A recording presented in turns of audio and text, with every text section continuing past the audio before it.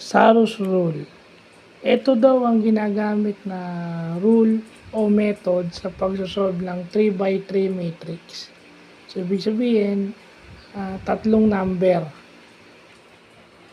Ayan yung pattern. So, kailangan pag may given, ang technique lang pala dito is kakabisaduhin mo to.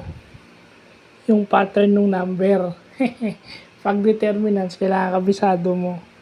Yung A11, ganyan, dapat lalagyan mo ng ganyan. At kakabisaduhin mo yung computation ng ng down right at saka up right. Actually, kahit doon sa 2x2, ganito rin eh. Sa Cramer's rule, ganito rin. Kaso dito, wala nang D, wala nang DX, walang DY. Hindi kagaya doon sa Cramer's rule, meron. Dito, straightforward. Pag nakuha mo na yung product nila, pag na-add mo na lahat nung sa matrices, ima-minus mo siya dun sa kabila. Yung sagot na nakuha mo, ima-minus mo dun sa sagot dun sa kabila. So, pwedeng negative ang sagot dito. So, yun.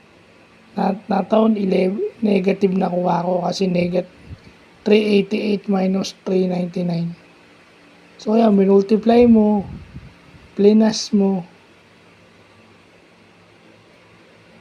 minultiply, plinas, multiply, add, and then subtract.